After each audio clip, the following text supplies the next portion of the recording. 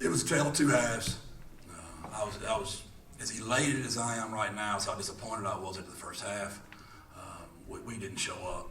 You know, we talk about the triangle of toughness. That's our brand, 2-1-0. And we were not physical on defense the first half. We never made a punt. We were going to run the ball to Sincere 30 times in the game. I don't think he had it. I don't know how many times he had the first half, but we didn't run the ball well. And we didn't cover kicks. Worth a hoot. And that's what the triangle of toughness is about. And there was nothing that changed. It's the first time I've ever had to get after my kids. Now, I had to get after them about tutorials. I had to get after them about, being late, not cleaning the locker room up, not working out hard at times. I've never had to get after my kids in a game. Not one time since I've coached here. It's the first time I had to go get them. I had to get after them, and I challenged them. I went after them. I talk about branding all the time. If you drive through Starbucks or Chick-fil-A, the product's good. It's not just the marketing and the branding, the product is good. And we can talk about the triangle of toughness, but nobody saw it today. And that's all that was. There was no different play calls. Coach Nix called the same game plan. We called the same plays on offense, and Coach Perry called the same stuff on special teams. That was just a mindset. And I'm just as elated in the second half as I was disappointed in the first half. So I want to make sure y'all hear that, because I don't want y'all to think I'm being Debbie Downer, because we're really fired up right now to beat a football team that's beaten us 6 times in a row. And that's hard. That's hard to get over that hump. But I'm sure you were just like me, kind of like the UAB game. The longer that thing went along, the more y'all were like, holy mackerel, we might be better than these guys. And we finally got over that hump. JJ, let's start with Jeff, what does it mean to be able to break this 3-game losing streak the way you guys did in this fourth quarter, scoring 14 unanswered points? To be in that locker room, and the way we did it. When we threw the pick six, and we missed the tackles, and they scored. That was a backbreaker, man. And I told the kids, I said, I'm telling you, our defense is going to choke them out. I said, if we can just score one time, just one time, and just give our defense some juice, just some juice, Sincere McCormick will run the ball in and win the ball game. And it went just like that. Now I'm very disappointed we did not end the game on 4-minute offense. That was disheartening. But our defense went out there, and what a play by AP. And it's huge. That locker room was fun. And that's why you do what you do, JJ, because those kids have that success in there. It's hard when you lose. And we can talk about how great they played against 3 really good football teams, but we all need an attaboy occasionally. And those kids got a big attaboy today. Bobby. Coach, your defense held the Louisiana Tech at 35 yards in the second half. What changed from half to half? Effort. D-line, just relentless effort. I had never had to go after those guys before. Broke my bracelet, man. I had a nice little bracelet, but, man, Javion Cardwell gave it to me, and it shattered in there, and I just don't ever get after them that much. I don't have to. I don't have to. Literally, we have a culture we live by, and our kids do it all the time. But I got after them, and they responded. That's it. I'm not. There's nothing different. Nothing. Greg? Well, can you tell us more about what does that look like when you say you have to get after them? Is that just at halftime something you say, or how do you get that done? Tone, personality, delivery, excitement, passion.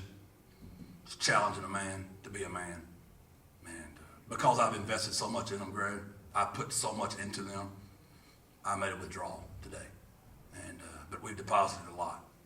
And my kids, we talk about that all the time.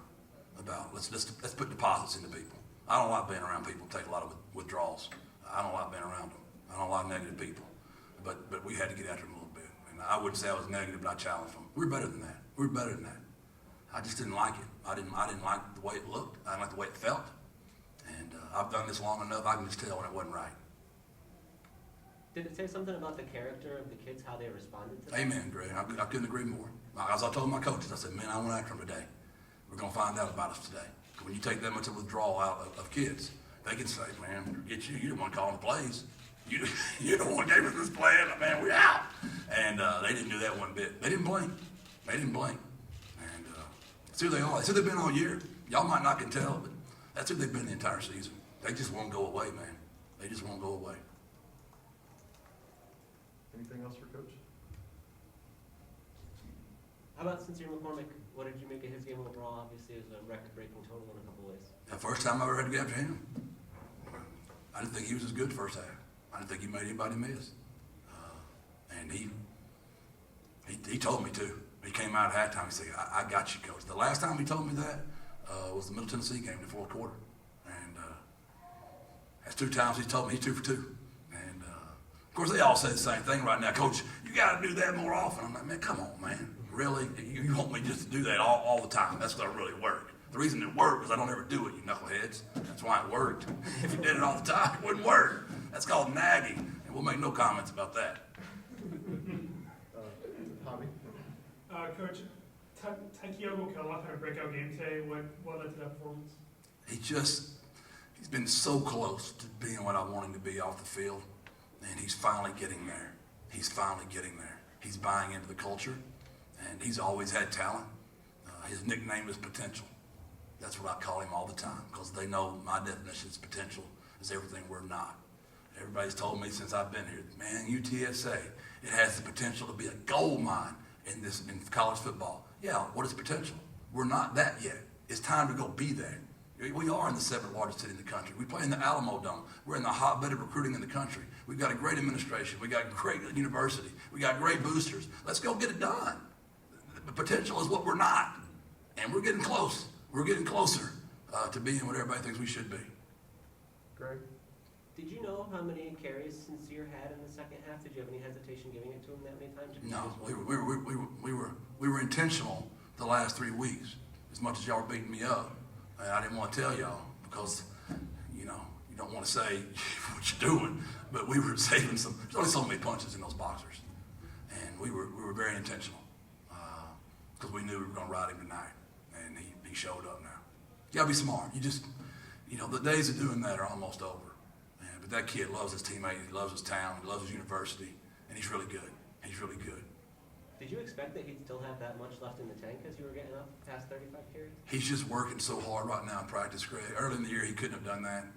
We did way too much to him in the Texas State game, wait on a hot day.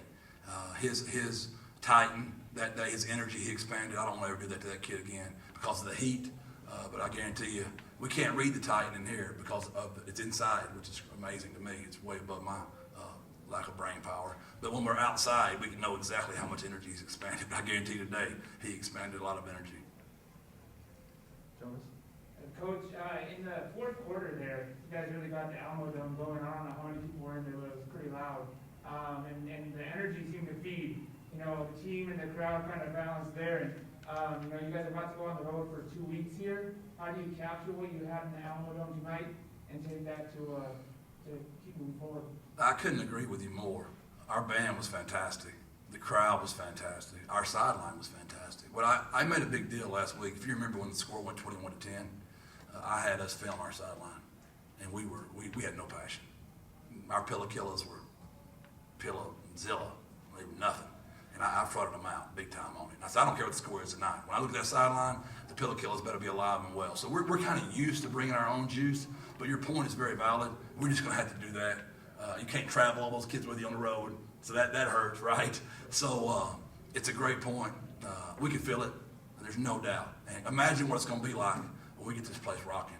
We play an exciting style of football. I know we don't execute as clean as I want to yet, but we do some fun stuff. And I think the community is going to really want to come watch these kids play, and this is going to be an exciting venue to play at. I can't wait. It is what it is right now, 2020, but I am looking forward to that day. Okay, Greg, close us up. Jeff, did this feel like a particularly pivotal moment in the season? Just the difference between being 2-1 in conference versus if you didn't win and you were on a four-loss streak there? The coach talking to me is going to tell you no, that's what I'm supposed to say, but the common sense and just the fan in me has to think it means something, right? Now FAU's really good. I don't know how that Marshall score turned out, but it was a really good game, I know. And playing down there, I would think just our confidence has to be picking up. But it's a great. Was this chapter 7? Yeah. I'll tell you after chapter 8. All right, thanks, Coach. Thank y'all. Thanks, Jeff.